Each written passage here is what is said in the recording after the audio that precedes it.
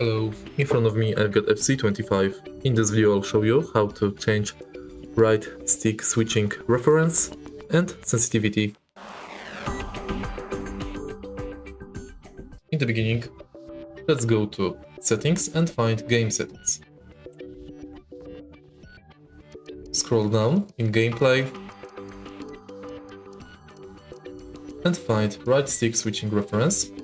Switch it between player relative, ball relative. The player who you control acts as the center point of reference for any stick right switching.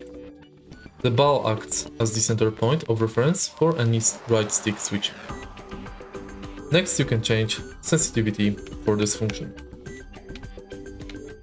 If you find this video helpful, please hit like, comment and subscribe.